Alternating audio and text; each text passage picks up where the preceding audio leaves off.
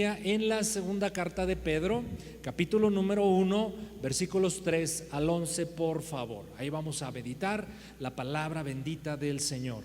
Segunda de Pedro, capítulo número 1, versículos 3 al 11.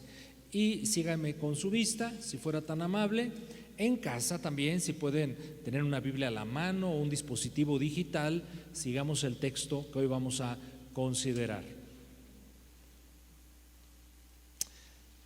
Como todas las cosas que pertenecen a la vida y a la piedad, nos han sido dadas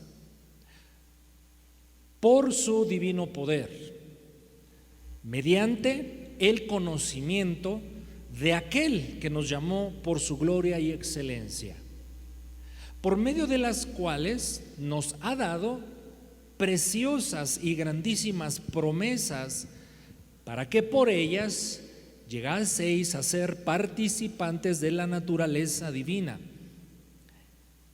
habiendo huido de la corrupción que hay en el mundo a causa de la concupiscencia.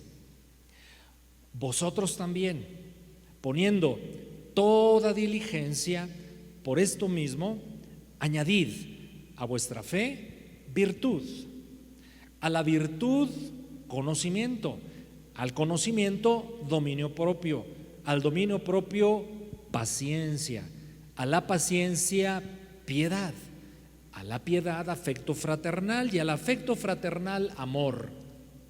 Porque si estas cosas están en vosotros y abundan, no os dejarán estar ociosos ni sin fruto en cuanto al conocimiento de nuestro Señor Jesucristo. Porque el que no tiene estas cosas tiene la vista muy corta, es ciego, habiendo olvidado la purificación de sus antiguos pecados. Por lo cual, hermanos, tanto más procuren hacer firme vuestra vocación y elección, porque haciendo estas cosas no caerán jamás. Porque de esta manera os será otorgada amplia y generosa entrada en el reino eterno de nuestro Señor y Salvador Jesucristo. Ahora pedimos, Señor, tu gracia, tu sabiduría para meditar en tu palabra, que en esta exposición del mensaje solo tu nombre sea exaltado, solo se cumplan tus propósitos y todos nosotros seamos edificados. En lo personal, suplico humildemente, Señor, me des de tu gracia. Oramos en el nombre de Jesús. Amén. Hay muchas cosas en la vida, mis hermanos, que sabemos que seguro van a ocurrir. Hay muchas inseguridades también, pero estamos seguros de que lo normal, el sol saldrá por el oriente todas las mañanas y se pondrá por el poniente todas las tardes, noches. Otra cosa segura, mis hermanos, incluso está en la Biblia registrado, es que las estaciones del año seguirán sucediéndose una a la otra. Otra cosa segura es que no dejará de haber baches en la ciudad de Toluca y Metepec, ¿verdad? Parece que eso también es seguro. Bueno, eso es una broma. Pero no quiero parecer dramático, hay algo que también es seguro: todos vamos a morir. Si tuviéramos la oportunidad de saber cuándo morimos, le pregunto, ¿esto afectaría nuestra forma de vivir? Si yo supiera el día, la fecha precisa, que Dios me lo mostrara de alguna manera, ¿cree usted que eso afectaría mi presente forma de vida? ¿Cree usted que haríamos ciertos cambios? Pienso que sí. Algo importante que los que saben que van a morir llegan a hacer es que dan consejos a los que saben que darán con vida. Los padres, los esposos normalmente dan consejo a sus seres queridos. Se lo comparto. Recuerdo cuando mi mamá sabía ya que iba a fallecer. Estaba en una condición de salud donde médicamente no quedaba opción y ella estaba consciente que fallecería. ¿Y sabe qué le preocupaba a mi mamá? ¿Qué iba a ser de mi papá? Porque todos sus hijos ya éramos adultos y casados. Y recuerdo muy bien, se lo comparto, que le decía a mi papá: fíjate muy bien con quién te vas a volver a casar. Ay, Nuni, mi mamá se llamaba Nuni, no digas esas cosas, no es momento para hablar de ello. Y mi mamá: claro que sí, no quiero que te quedes solo, toma en cuenta con quién te vas a casar. Y añadía a mi mamá frases como esta: porque no quiero que andes haciendo el ridículo y cosas de ese tipo, ¿no? Claro, mis hermanos, cuando sabemos que, o más bien cuando alguien sabe que va a fallecer, creo que es normal que haya cosas que tomar en cuenta de manera muy seria. Un gran predicador que yo le recomiendo, un teólogo inglés del siglo pasado, Martin Lloyd-Jones, dijo: la cosa más importante que tenemos que hacer en esta tierra es prepararnos para la eternidad. La Biblia lo enseña con toda claridad.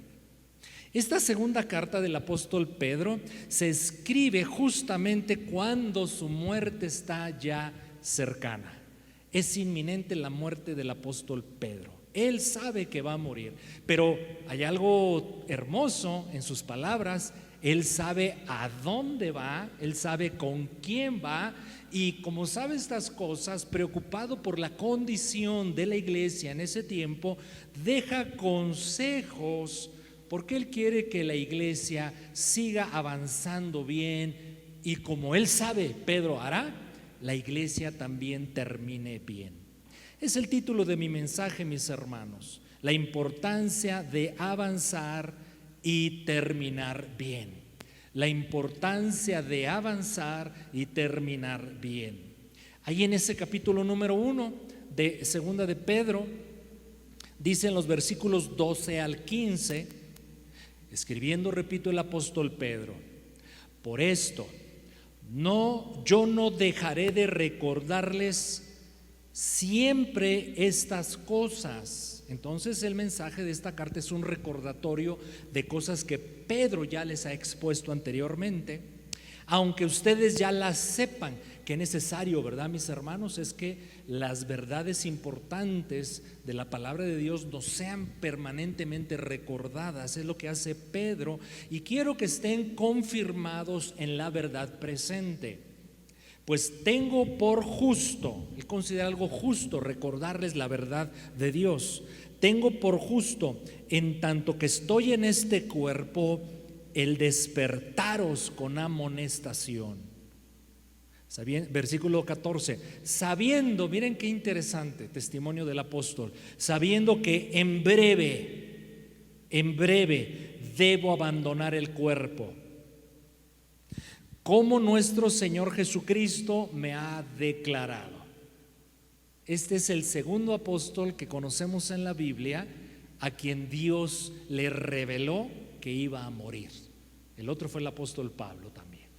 Y Pablo también deja una carta de despedida, es la segunda carta a Timoteo, como lo hace Pedro en su segunda carta también. Versículo 15, también yo procuraré con diligencia que después de mi partida ustedes puedan en todo momento tener memoria de estas cosas. Como iglesia Zoe, estamos haciendo desde principio de años dos énfasis: la búsqueda del Espíritu Santo. Queremos conocer más de la persona y la obra del Espíritu Santo. Y el otro riel sobre el cual hemos transitado prioritariamente la congregación este año es la familia. Enfoque en nuestras familias, y hemos compartido intermitentemente una serie que llamamos el avivamiento que viene, y hemos dado definiciones de lo que es un avivamiento, de lo que implica un avivamiento, la necesidad de un avivamiento personal, familiar, de la iglesia. Pero creo, mis hermanos, que a propósito del tema del avivamiento que viene, una cosa que seguramente nos puede avivar a los creyentes es entender que la vida presente es corta, que un día va a terminar, que un día estaremos delante de la presencia del Señor, que un día Dios nos va a pedir cuentas, que tenemos que rendir un reporte y que el Señor nos preguntará cómo vivimos esta vida. Así es que, así como nos instruye, nos insta, exhorta el apóstol Pedro, su servidor humildemente también lo hace con todos nosotros, que el tiempo que nos reste de vida lo vivamos lo mejor que podamos para Dios y que nos pongamos como meta terminar bien. Hoy veremos 3 verdades para avanzar y terminar bien en el consejo de los versículos que hemos leído. 3 verdades para avanzar y terminar bien. Como solemos hacer cuando meditamos en libros cortos, como es Segunda de Pedro, son solamente 3 capítulos, libros cortos en extensión, pero no en contenido. Podemos conocerlos un poquito mejor, darnos un par de minutos para saborear un poco más la carta y yo dejarle el desafío y el consejo, incluso diría hasta la instrucción: lea por favor en esta semana estos 3 capítulos de Segunda de Pedro, capítulo 1, capítulo 2, capítulo 3. El contenido principal del capítulo número 1 lo veremos hoy. Es una exhortación amorosa de un moribundo que, hurgando en su mente y en su corazón y buscando obviamente la dirección del Espíritu Santo, se pregunta, a punto de morir, ¿qué será lo mejor que yo pueda exponer a la iglesia? Y nos deja el consejo de esta carta. Y en el capítulo número 1 nos habla de las cosas que debemos seguir haciendo para avanzar y terminar bien. El capítulo número 2 se enfoca en una advertencia acerca de los peligros de los malos maestros, de los falsos maestros, de las malas enseñanzas, de las falsas enseñanzas que a través del tiempo la iglesia cristiana ha sufrido. Mire cómo dice capítulo 2, versículo 1 al 3. Y dígame si no hace sentido la advertencia de Pedro.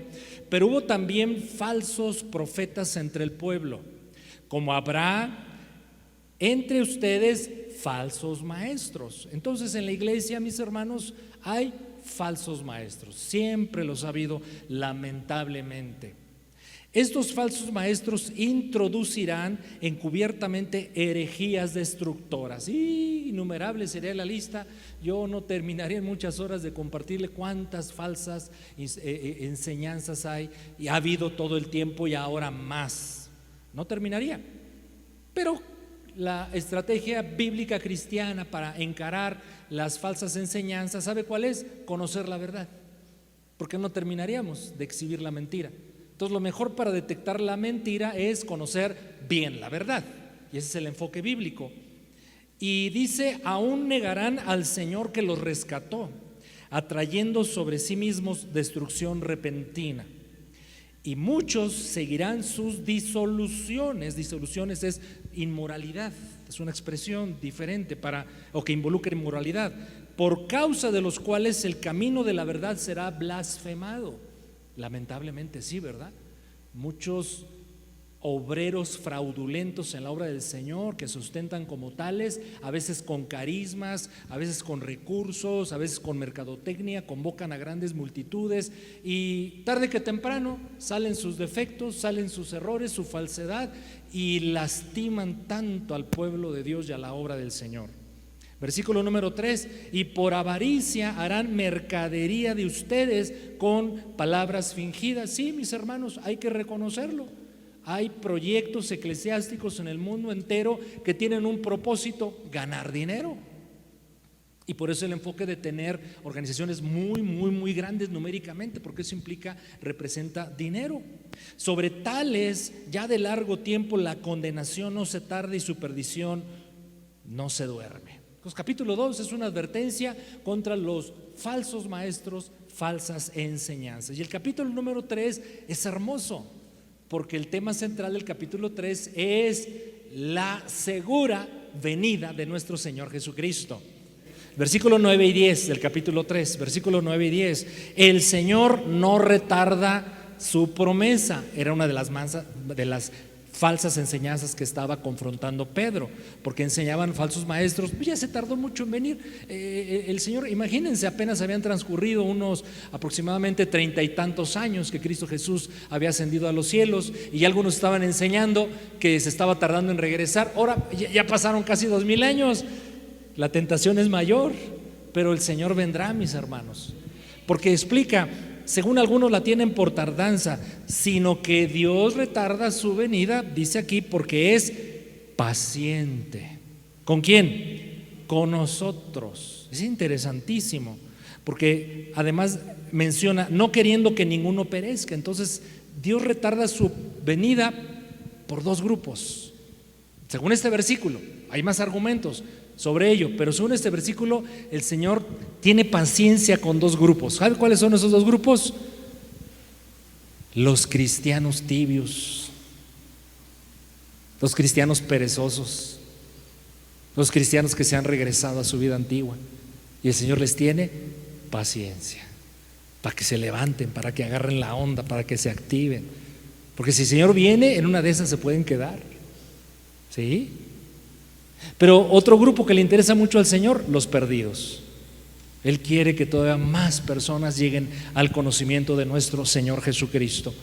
Así es que es paciente, por eso dice para con nosotros, y es paciente también con los que están en perdición, sino que Él quiere que todos procedan al arrepentimiento. Los cristianos desconectados, los cristianos ¿qué adjetivos usarles? Porque pues los amamos, ¿no? Y somos parte del mismo cuerpo. Digamos, los cristianos que no viven en el nivel que la Escritura quiere que vivamos, y los perdidos. Quiere el Señor que todos procedan al arrepentimiento. Pero el versículo 10, esos dos versículos gloriosos, ¿verdad?, que resaltan en la Escritura: pero el día del Señor vendrá. Aquí hubiera cabido muy bien un gloria a Dios, mis hermanos. Pero el día del Señor vendrá. ¿Vendrá cuándo? ¿Como ladrón en la noche? O sea, ¡pum!, sin aviso, intempestivo, inminente, en el cual los cielos, en el día del Señor, los cielos pasarán con grande estruendo, y los elementos ardiendo serán deshechos, y la tierra y las obras que en ella hay serán quemadas, etcétera, etcétera, etcétera. Así es que lea, por favor, leamos esta semana capítulo 1, 2 y 3 de Segunda de Pedro. Pero vamos ya al mensaje, a la esencia del mismo que les quiero compartir hoy. Tres verdades que nos hablan de la importancia de avanzar bien y terminar bien. Primera verdad, la encontramos en 1:3. Segunda de Pedro 1:3. Lo leo nuevamente. Como todas las cosas que pertenecen a la vida y a la piedad nos han sido dadas por su divino poder, mediante el conocimiento de aquel que nos llamó por su gloria y excelencia. Primera verdad, para avanzar y terminar bien: todo lo necesario para esta vida viene por el conocimiento de Jesucristo. Todo lo necesario para esta vida viene por el conocimiento de Jesucristo. La vida. Todos queremos buena vida, ¿sí o no? Desde los antiguos filósofos trataban de descubrir cuál sería la buena vida. Primero definirla, y segundo establecer medios para alcanzarla.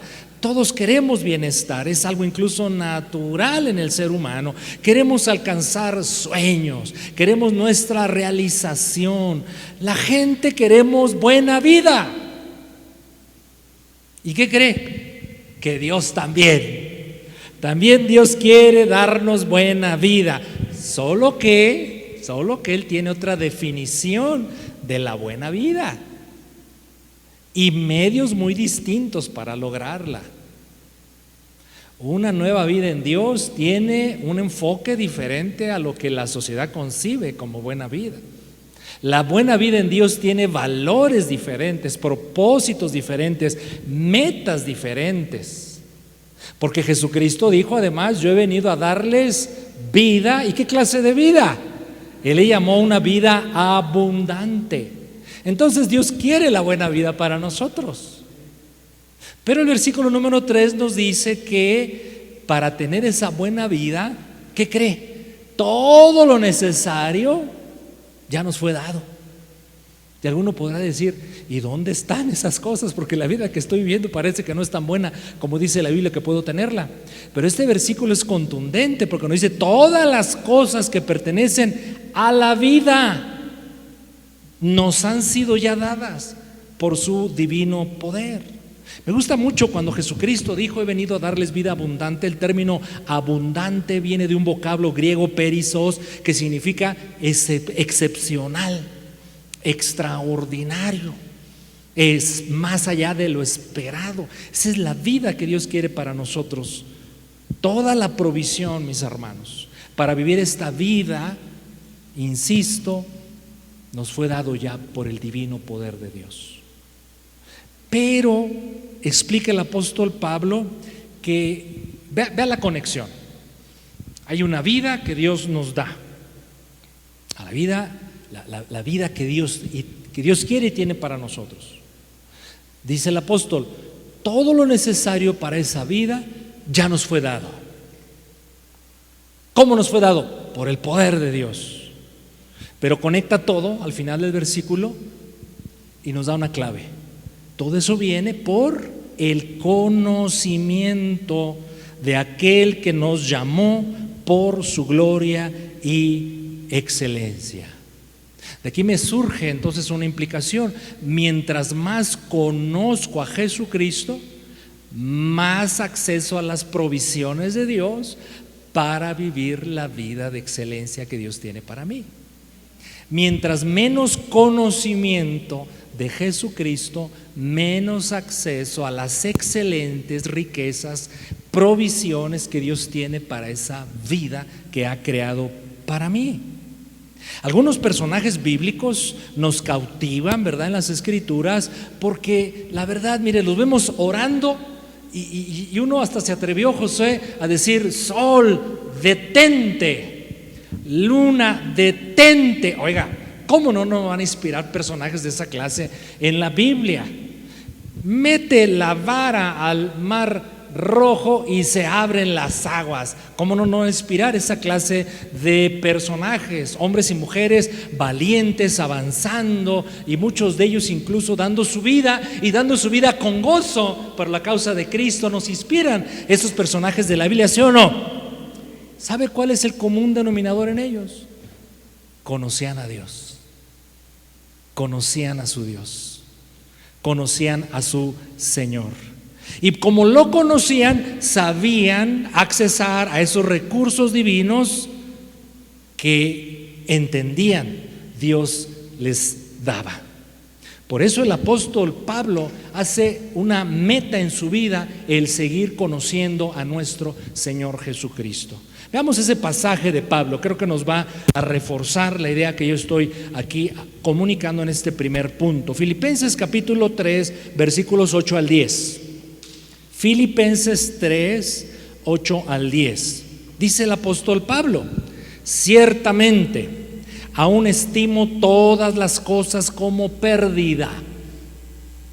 Él está haciendo una comparación de todo lo que él posee hasta este momento, no porque fuera malo en sí mismo, sino que comparado eso que él poseía en su vida presente, comparado con el conocimiento del Señor, era pérdida.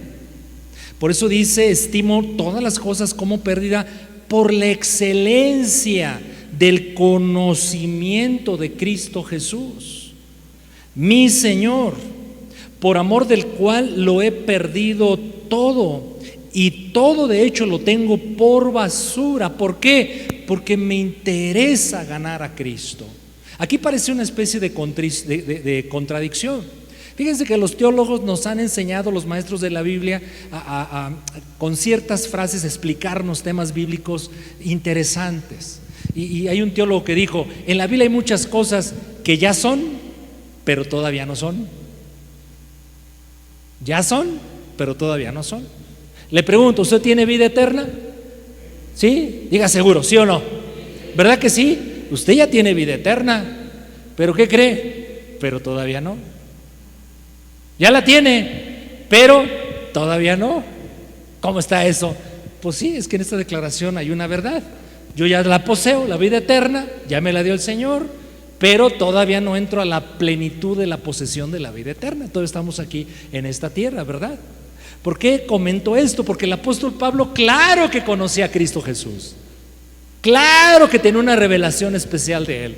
Él había ido al tercer cielo y le habían sido reveladas cosas inefables, no le eran dadas ni siquiera comunicarlas. Y por eso él estaba tan embelesado en la persona de Cristo. ¿Pero qué cree? Pero todavía no le conocía. Cosas que ya son, pero todavía no son. Y entonces el apóstol dice: es tan precioso, es tan excelente, es tan bello, es tan grande mi Señor Jesucristo, que si lo pongo en balanza, todo lo que tengo, lo que he logrado, lo que he adquirido en la vida, lo pongo de un lado, pero el otro lado el conocimiento de Dios, escojo el conocimiento de Dios, y todo lo demás incluso lo tengo como basura, como pérdida, porque conocer a Cristo Jesús es excelente. Yo quiero ganar al Señor. Ya lo había ganado, pero todavía no. Versículo 9: y ser hallado en Él, no teniendo mi propia justicia que es por la ley, sino que es por la fe de Cristo, la justicia de Dios por la fe. Versículo 10: a fin de conocerle. ¿Usted conoce a Dios? ¿Sí o no? Pero todavía no. ¿Me estoy explicando con esta frase la idea? Claro que usted le conoce, y yo también. Por eso estamos aquí en este lugar queriendo conocer más de Él y el poder de su resurrección y la participación de sus padecimientos para llegar a ser semejante a Él en su muerte. Y el Señor se lo concedió porque Él murió por causa de la obra de Cristo. Entonces, mis hermanos, conocer a Dios debe ser una meta constante en nosotros, permanente, una búsqueda interminable del conocimiento de nuestro Señor Jesucristo. Rápidamente, porque cada punto de lo que ahorita voy a comentar brevemente ameritaría una explicación, pero sí debo recordarle que hay diferentes fuentes de revelación de Dios, diferentes fuentes para conocer a Dios bíblicamente hablando. Le comparto 4 principales. Número 1, podemos conocer a Dios a través de la creación, de su creación. Cuando yo observo la belleza de la naturaleza, ¿qué concluyo? Qué bello, qué artista, qué glorioso es el que hace estas cosas. Cuando yo veo en la naturaleza los colores, la precisión, las especies, cómo se desarrollan, el equilibrio ecológico, digo: Dios es un Dios de orden. Y empiezo a conocer belleza, excelencia, exactitud, precisión, orden de ese Dios. Cuando yo veo que Dios sobre buenos y malos, sobre justos e injustos, hace llover, da agua, da luz, da alimentos, digo: qué Dios tan generoso y bondadoso es el Creador. Conozco a Dios a través de su creación. Conozco a Dios, por supuesto, a través de su palabra. Y para nosotros actualmente sería quizás el medio más importante para conocerlo. Desde los 10 mandamientos, ¿qué es la esencia? ¿Qué es la esencia? ¿Cuál es el mensaje principal acerca de los llamados 10 mandamientos? El carácter de Dios. Dios es justo, Dios es correcto, Dios es perfecto. Dios quiere que las sociedades interactúen con justicia, con orden, con amor, con respeto. Y me deja ver un Dios así, un Dios santo. Cuando el apóstol Felipe le dice a Jesús: Maestro, muéstranos al Padre, ¿recuerda la respuesta de Jesús a ese discípulo? Oye, tanto tiempo hemos andado juntos, casi 3 años, y no conoces al Padre. Yo te he presentado al Padre, yo te he modelado al Padre. Conocemos a Dios por medio de Jesucristo, conocemos al Señor por medio de su Espíritu Santo. ¿Se da cuenta entonces cómo es congruente el versículo número 3 que estamos considerando del apóstol Pedro en su segunda carta? Todas las cosas para esta vida que el Señor nos ha dado en Cristo Jesús ya nos fueron dadas, pero tenemos acceso a ellas solo por medio del conocimiento de nuestro Señor Jesucristo. Que conocer de Dios, insisto, su carácter, su belleza, su grandeza, su santidad, que le agrada, que tiene para mí, y una muy importante: ¿qué quiere de mí? ¿Qué quiere de mí? ¿Sabe qué marcó la vida del apóstol Pablo? Esa es una, observación muy personal, que cuando él tuvo una revelación de Cristo, No le dijo: ay, Señor, ayúdame a pagar mis cuentas. Ay, no aguanto a la mujer que tengo. Mira nomás cuántos problemas tengo. ¿Sabe qué fue lo que respondió Pablo? Usted lo sabe. Le dijo: ¿qué quieres de mí? ¿Qué quieres que yo haga? Ya le pregunté al pastor Saúl García, misionero en Asia: pastor, ¿cómo es que las sociedades asiáticas, cuando llegan al conocimiento de Cristo, se entregan con tanta pasión, con tanto compromiso? Dice: es un asunto cultural, me responde el pastor Saúl. Porque el latinoamericano siempre está buscando: ¿qué me das? A ver si le entro. A ver, ¿a cambio de qué? A ver si me comprometo. Así somos los latinos, somos tremendos. Tenemos un arrastre cultural terrible. Por eso yo le recomiendo el libro que nos trajeron los hermanos del ministerio del Transformados por el Pacto la semana pasada, de las raíces que ocasionan todavía problemas en la iglesia cristiana latinoamericana. Pero no sucede así en otras culturas y latitudes como la asiática. Y me decía el hermano Saúl: la clave del inconverso que tiene dioses, falsos dioses, religiones tremendas, cuando conocen a Jesucristo, no le preguntan a ese nuevo Dios al cual se están rindiendo, no le preguntan: ¿qué me vas a dar?, sino le preguntan: ¿qué me pides? ¿Qué quieres de mí? Ay, el enfoque es bien diferente. Y entonces tenemos cristianos comprometidos, consagrados, porque siempre están buscando en ese Dios que han conocido, que los ha salvado, que ha perdonado sus pecados. Están preguntándole: ¿qué puedo hacer por ti? ¿Qué puedo hacer por tu causa? ¿Se da cuenta de lo que le estoy planteando? Reflexione en eso, por favor. Una segunda verdad que yo encuentro en los versículos de 2 de Pedro capítulo número 1 es la siguiente: conocer y creer sus promesas nos ayudan a avanzar y terminar bien. Una segunda verdad para avanzar y terminar bien es conocer y creer las promesas de la palabra de Dios. Leamos el versículo número 4. Me regreso a 2 de Pedro 1:4. Por medio de las cuales, esas cuales son, observe el versículo 3, gloria y excelencia de Dios. Por medio de las cuales, ¿qué son esas cuales? Son la gloria y excelencia de Dios. Entonces, por medio de la excelencia y gloria de Dios, nos ha dado preciosas y grandísimas promesas, para que por esas promesas llegásemos a ser participantes de la naturaleza divina, habiendo oído, porque ahora tenemos naturaleza divina. Una consecuencia de ello es huir de la corrupción que hay en el mundo a causa de la concupiscencia. Concupiscencia, malas tendencias, malos deseos. Así es que para avanzar y terminar bien es necesario. Recuerde que nos está hablando un moribundo. No se olvide de eso. Si perdemos ese dato, perdemos gran parte del impacto que Él quiere provocarnos, obviamente por la obra del Espíritu Santo. Y este hombre que está a punto de estar ya en la presencia del Señor dice: no se olviden de las promesas del Señor.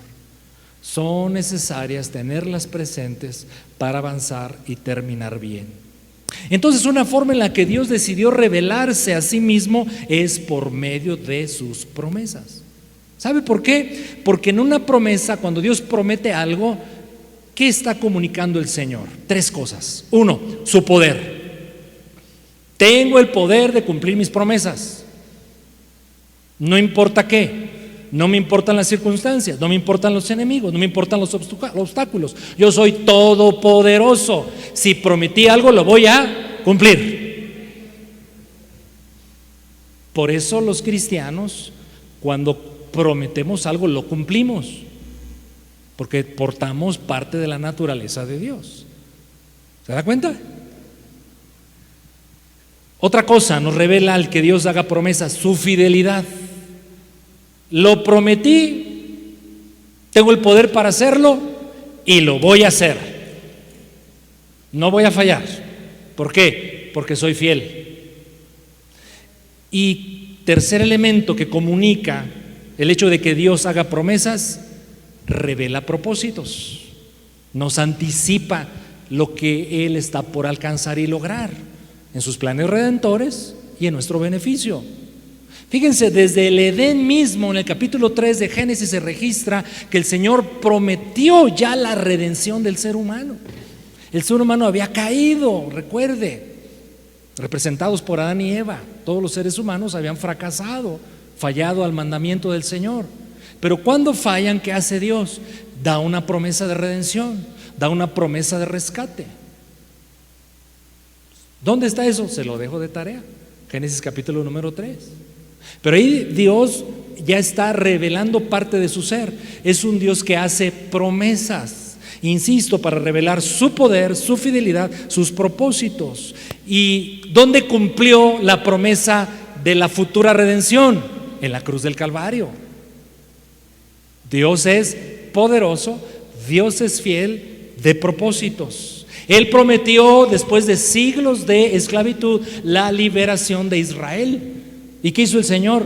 Libró a su pueblo Israel. Él prometió darnos su Espíritu Santo.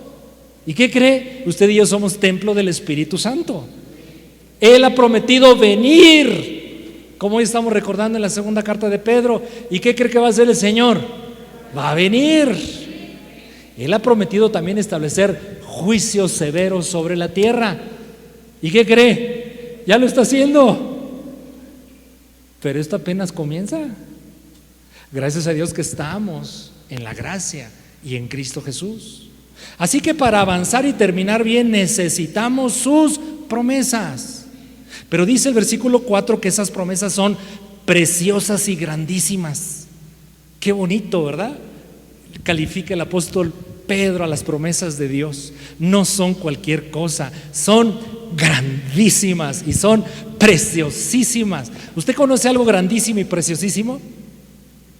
Mi marido, dice mi esposa. No, no es cierto, es una broma de muy mal gusto, por cierto. Hay cosas grandísimas. ¿A cuánto les gustan las montañas? A mí me encantan, ¿verdad? Son imponentes. Siempre que viajamos a la ciudad de Monterrey, mi esposa y yo nos maravillamos con esas montañas preciosas. Pero ya si lo hurgamos bien, pues están pelonas, no tienen árboles. Entonces son grandísimas, son imponentes, impactan, pero no creo que pueda calificarlas yo de preciosísimas. Hay cosas que son preciosísimas, pero no son grandísimas. ¿A cuántas señoras de las presentes y en la transmisión les gustan las joyas? No mienta, el Señor la está viendo. Bueno, una bonita joya es preciosísima. En mi opinión, no son grandísimas las joyas.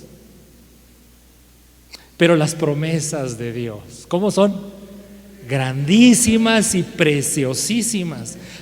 Muchas cosas, mis hermanos, en esta vida, repito, pueden ser grandísimas, pero no preciosísimas, preciosísimas, pero no grandísimas, pero las promesas, de Dios sí lo son. Y por esas promesas, dice el versículo 4, algo el Señor hizo en nosotros. Porque un día prometió darnos vida nueva en Cristo Jesús, y un día prometió darnos un nuevo corazón para grabar su palabra en ese corazón mediante su Espíritu. Y la única forma de lograr esto fue hacernos nacer de nuevo en Cristo Jesús, regenerarnos e insisto, llenarnos de su Espíritu Santo. Y es la única forma en la cual se puede huir de la corrupción del mundo, según este versículo. Yo lo probé. En mi infancia, en mi casa paterna, siempre hubo gatos. Y lo comprobé. Tenemos una pileta de agua. Yo un día tomé un gatito y me habían dicho que los gatos no les gustaba el agua.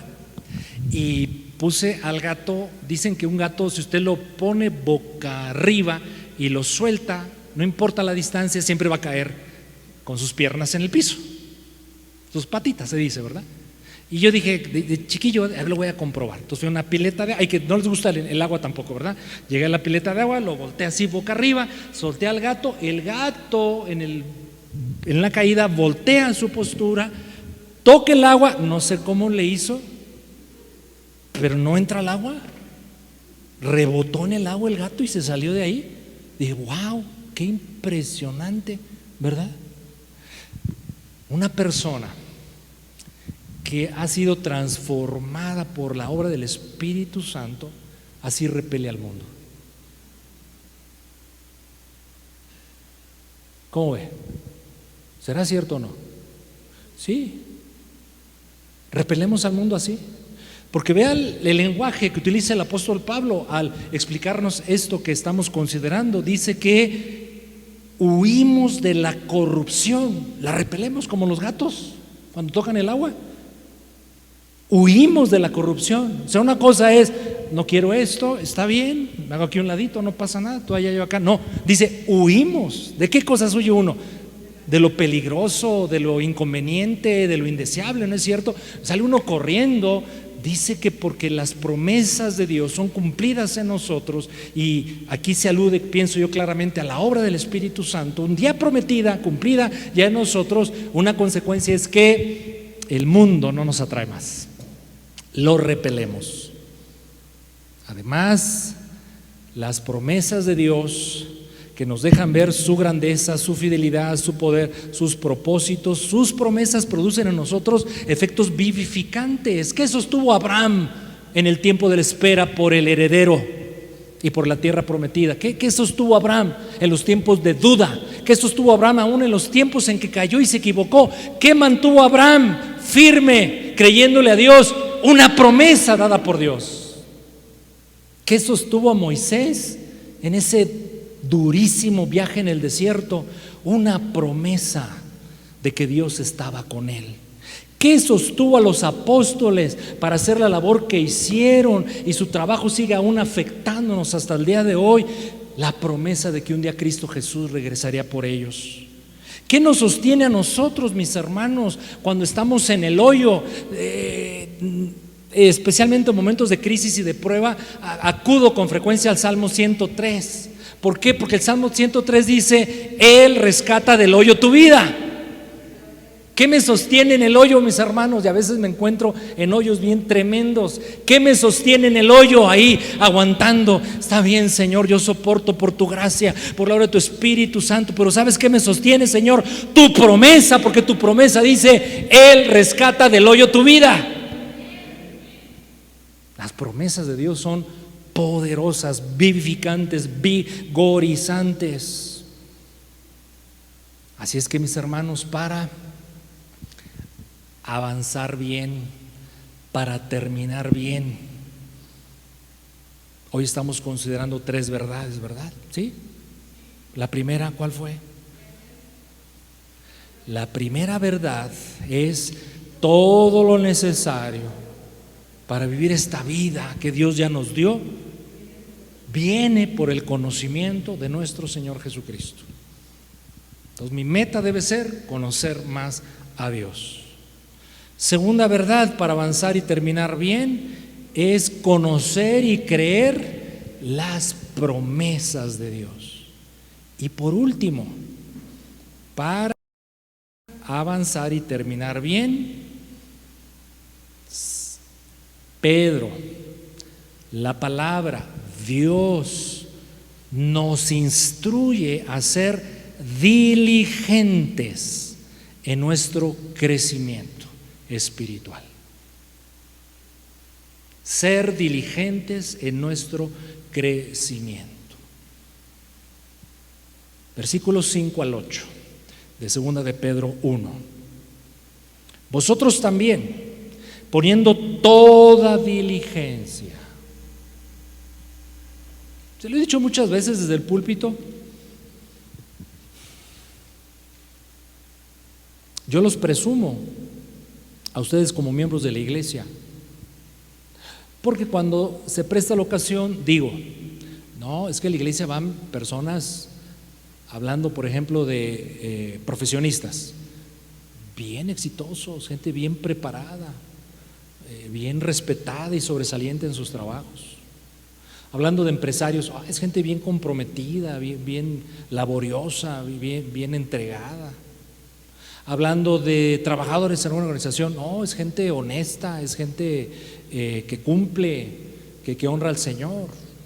¿Cómo ven, hermanos? ¿Estoy bien o estoy mintiendo? ¿Les digo así? ¿Verdad que sí? ¿Por qué son así ustedes en sus diferentes ámbitos de vida? Porque son diligentes. Sin diligencia no se logra nada. Sin determinación, sin esfuerzo, sin búsqueda de la excelencia, logramos poquito. Por eso Pedro nos dice, poniendo toda diligencia, esfuerzo, determinación, compromiso, coraje. Diligentes, mis hermanos. Rompamos ya, por favor, rompamos. El que se sienta aludido, diga amén, está bien, Señor. El que no le toca a usted, no le quede el saco, como decimos los mexicanos. Hermanos, lleguemos puntuales a todos los compromisos de iglesia, así como usted llega puntual a su trabajo, llega puntual a la función de cine, llega puntual a los compromisos, llega puntual a las citas, llegue puntual a la casa del Señor. Sea diligente, seamos diligentes. La obra de Dios en nuestra comunidad que le urge sea prosperada por la suma del esfuerzo de las congregaciones que hay aquí en el Valle de Toluca, y una de esas congregaciones somos nosotros, mis hermanos. Hagamos con diligencia lo que Dios nos pide hacer. Y la diligencia empieza por mi compromiso con el Señor en algo tan elemental, tan fundamental: responder con puntualidad a la convocatoria que el Señor nos hace. ¿Cómo ven? ¿Está bien? ¿O estoy fuera de?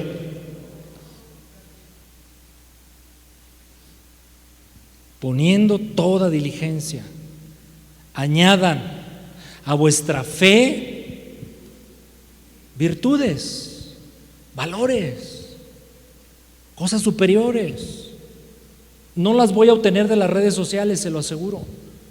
No lo voy a obtener de libros que no están inspirados en la Biblia, se lo aseguro. Las virtudes solamente tienen una fuente: Dios y su palabra. A la virtud añada, poniendo toda diligencia, añada ¿qué? Más conocimiento. Ya conocemos, pero es necesario más conocimiento. Aquel que diga ya lo sé todo, ya lo conozco todo, ya sé que va a predicar el pastor, segunda de Pedro 1, ya lo leí. Aquel que esté en esa postura, qué lamentable que se encuentre así, porque es contrario a lo que Dios estableció en el plan de nuestra edificación. Porque al conocimiento que tengo, que debo añadir con toda diligencia, más conocimiento. Al conocimiento añádale dominio propio. Ahí estoy yo, mis hermanos. Tengo que añadirle más dominio propio a muchas cosas. Al dominio propio, paciencia. Ahí también estoy yo. A la paciencia, más piedad. ¿Sabe qué es la piedad? Inclinación a lo bueno, inclinación a las cosas de Dios. Esa es una vida piadosa. Piedad. A la piedad, afecto fraternal. Un valor que nos impone la sociedad es la vida individual, que incluso se expresa en las congregaciones. Nos saludamos de lejecitos. Dios te bendiga, hermano. No me interesa mucho la vida del hermano. Yo vivo mi vida con Dios, mi relación con Dios. Quizás me relaciono con unos cuantos, pero mientras más lejos, menos compromiso. Es un valor cultural presente. Pero la Biblia me lleva en otra dirección. Y como a veces no es agradable lo que la Biblia me dice, tengo que poner toda diligencia. Tengo que imponerme con el carácter que Cristo ya me dio, con la naturaleza divina que está operando en mí. Y entonces me piden perdonar. No es agradable perdonar. Yo no quiero perdonar. Me ofendieron mucho, me lastimaron mucho. ¿Por qué lo voy a hacer? Yo no quiero perdonar, pero sobrepongo mi personal deseo a los deseos de Dios. Y a veces tengo que morir. Y tengo que poner toda diligencia en crecer en el afecto fraternal. Al afecto fraternal hay que añadirle ¿qué cosa? Finalmente el amor, que es la suma de las virtudes que Dios quiere reproducir en nosotros. Y el 8, y vamos concluyendo, porque si estas cosas están en ustedes y abundan, o sea, el Señor no quiere una salpicadita de su carácter en nosotros. El Señor no quiere que nomás estemos pintaditos por fuera. Él quiere que abunden las cosas de Él en nuestras vidas. Entonces, si esto abunda en nosotros, aquí viene algo bien tremendo. No nos dejarán estar ociosos ni sin fruto. Entonces yo pregunto, ¿por qué hay muchos ociosos y sin frutos en el pueblo de Dios? Porque no abundan estas cosas. Entonces falta conocimiento de Dios, ¿verdad? Ahora, no, ayer nos decía una de las predicadoras en la tan hermosa graduación de este Ministerio de Liderazgo Cristiano Latino, nos decía: por favor no cometan este error. Cuando un predicador esté dando un mensaje, no digan: ay, ¿por qué fulano no escuchó el mensaje? Ay, hubiera venido fulano y perengano. No haga eso, el mensaje es para usted. ¿Y sabe quién va adelante en la lista cuando hay un mensaje que se comparte? El que lo comparte. Es el primer confrontado. Ocioso ni sin fruto. Era una preocupación del apóstol Pedro. Yo no quiero que en la iglesia haya ociosos ni gente sin fruto en cuanto al conocimiento de nuestro Señor Jesucristo. Pero el que no tiene estas cosas tiene la vista muy corta. Aquí se convierte Pedro en alguien rudo, alguien severo, alguien que quiere provocar una reacción. Escuché este pensamiento: la predicación debe cumplir muchos propósitos, dos principales. Uno, incomodar al cómodo.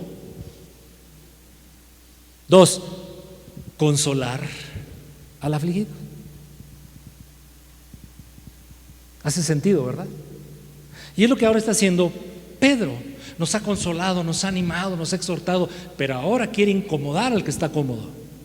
Y le dice: pero el que no tiene estas cosas tiene la vista muy corta, es ciego, habiendo, esto es gravísimo, olvidado la purificación de sus antiguos pecados. Entonces, sí se puede caer en esta condición. Cristo me perdonó, Cristo me salvó, pero podemos olvidar que el Señor lo hizo. Y para ser más rudo, Pedro en su exhortación, más adelante ahí en su carta añade, mire cómo dice ahí en 2 de Pedro, capítulo número 2, versículo número 20, 2:20 de 2 de Pedro: ciertamente, si habiéndose ellos escapado de las contaminaciones del mundo, es decir, los que se regresaron por el conocimiento del Señor y Salvador Jesucristo, enredándose otra vez en esas cosas de las cuales Dios le liberó, y son vencidos nuevamente por esas cosas, su postrer estado viene a ser peor que el primero. A mí me da miedo estas palabras. Versículo 21: porque mejor les hubiera sido no haber conocido el camino de la justicia, que después de haberlo conocido, volverse atrás del santo mandamiento que les fue dado. Y versículo 22, que, oiga, a veces yo digo, lo leo para mí en forma personal, pero a veces comunicarlo en un grupo a mí me cuesta, pero pues eso no importa lo que a mí me cueste, ni lo que piense, es la palabra de Dios. Pero les ha acontecido lo del verdadero proverbio: el perro vuelve a su vómito y la puerca lavada a revolcarse en el cieno.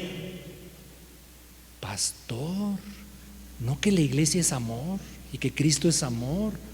Pues por amor nos hace esta clase de advertencias, justamente. Concluyo.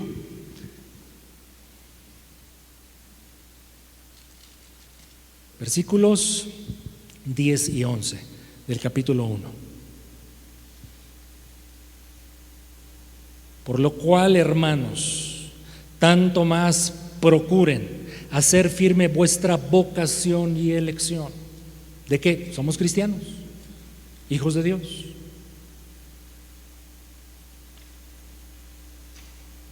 Porque haciendo estas cosas,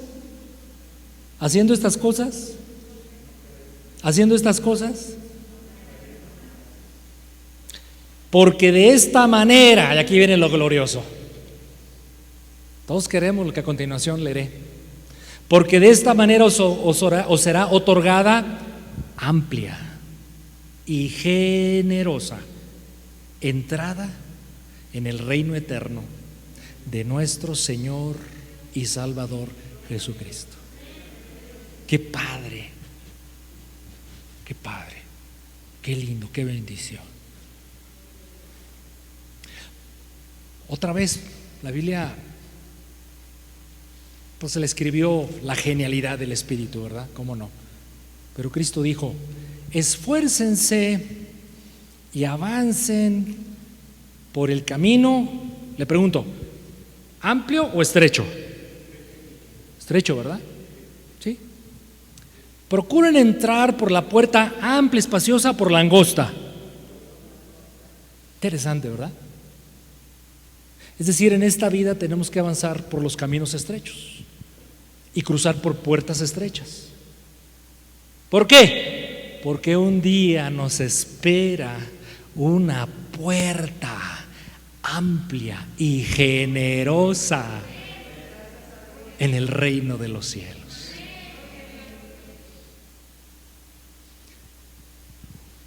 La Olimpiada del 68. No habíamos nacido algunos, digan amén. La última competencia, el maratón. Termina la carrera y los medios se dan cuenta que faltaba un africano.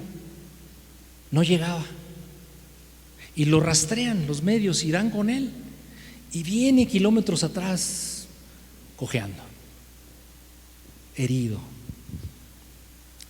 dañado de los músculos. Y algunos ya apresurados por hacer la ceremonia de premiación le dicen: oye, pues mejor ya ríndete, no pasa nada, ya se acabó la carrera, hace más de una hora que ya pasaron todos. Y él seguía, este africanito, avanzando.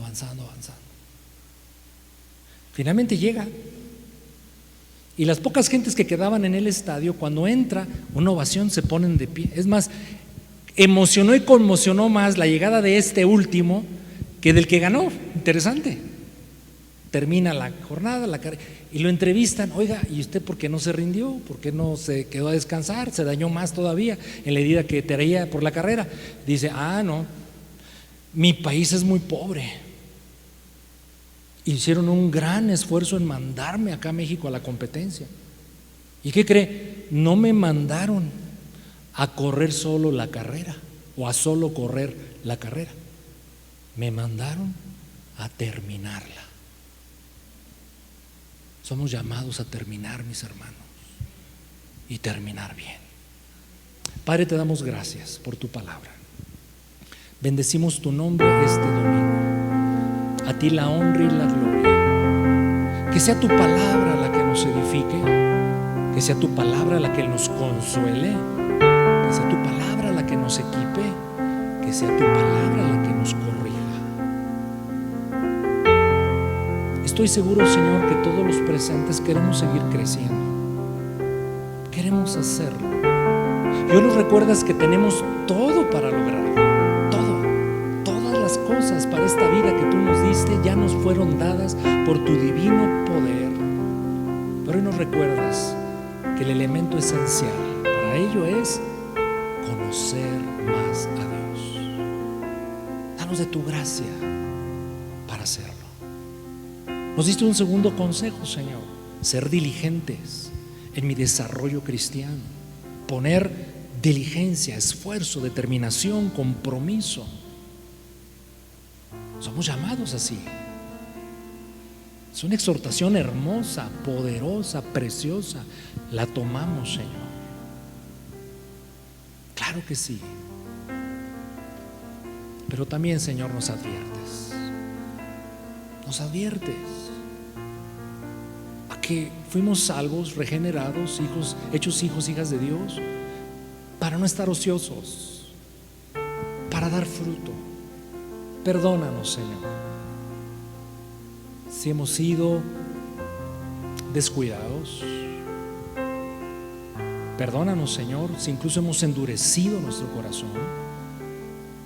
Perdónanos, Señor, si no te damos la prioridad en la vida. Perdónanos, Señor, porque un moribundo siervo tuyo, el apóstol Pedro, hoy me está exhortando, y él sabe lo que espera a él y a todos los cristianos, y por eso este mensaje. Danos de tu gracia, Señor, danos de tu gracia, la necesitamos. Trabaja en lo profundo de nuestro ser. Ahora mismo, Señor, en este salón hay sillas vacías. ¿Por qué es así, Señor? Porque no hemos hecho la tarea de al menos invitar a alguien a que conozca al Señor y empiece a desarrollarse en el conocimiento de Dios. ¿Por qué? Porque otros más, mi Señor, están quizás en este momento haciendo a un lado, por supuesto, los asuntos de salud o laborales, o de que no se está en la ciudad. Claro, eso se entiende. Pero yo me pregunto, Padre, como pastor de esta iglesia, ¿por qué muchos hermanos no van a atender el mensaje de hoy? ¿Por qué dejarán pasar un domingo más?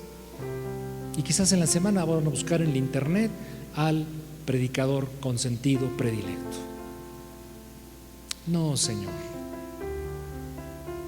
Queremos ser una iglesia avivada, que te honre, no ociosa, que dé fruto.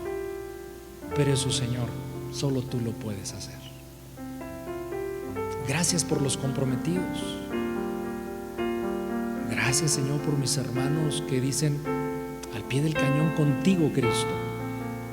Gracias por aquellos, mi Señor, que se niegan a sí mismos en sus placeres e intereses y te ponen a ti en primer lugar. Gracias por mis hermanos. Gracias, Señor.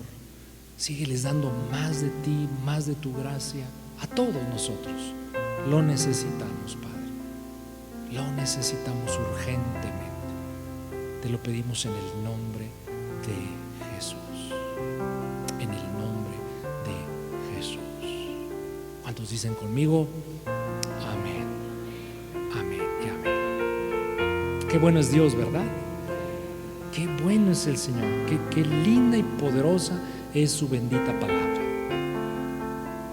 No dejes que nada te robe lo que Dios te haya hablado. Lo que Dios te haya hablado, no que lo que yo hablé, lo que Dios te haya hablado, no dejes que nada te lo robe. Y ponlo por obra. De forma comprometida. Comprometida. ¿Está bien? Gracias al Señor. Gracias a Dios.